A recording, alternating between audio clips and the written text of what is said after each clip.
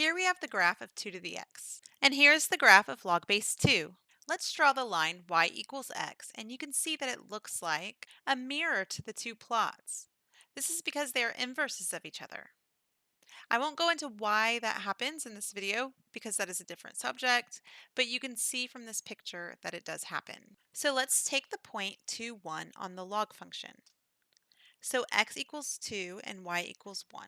Then the point 1, 2 will be the corresponding point on 2 to the x.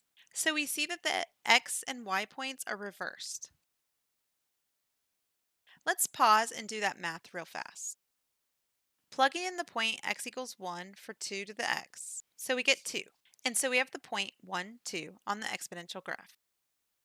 And plugging 2 into log, remember log base 2 of 2 is going to be 1. So we get 1.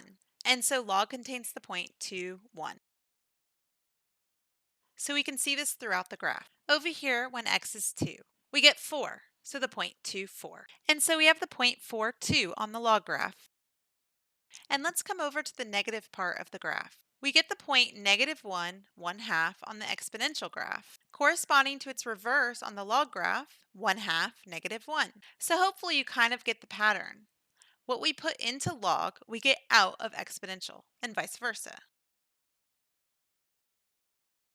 So let's look at what's happening over here. Remember that as x goes to the left, 2 to the x will get close to 0. So as x becomes larger negative numbers, y gets close to 0. And so what do you think log will do? What is the opposite? For log, x will approach 0 but never make it there, and y will become large negative. So keep that in mind for a bit. We will go over the domain and range. So remember, the domain is what are we allowed to plug into the function. Domains are associated with the x. Let's start with the domain of 2 to the x.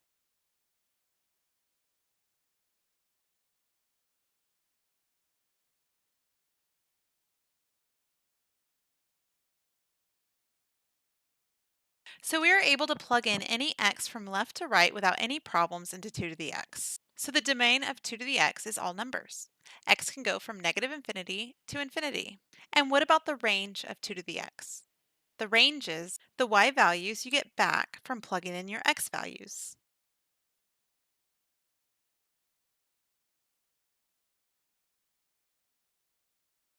So range is associated with the y values. Now let's go back down and inspect this.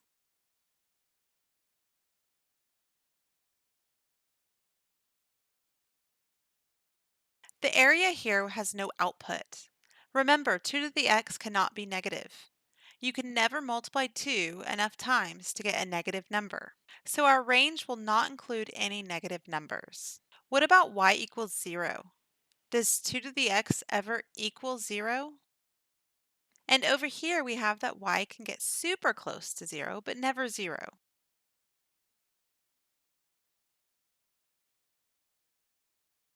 So our range is going from 0 up to infinity, but not including 0.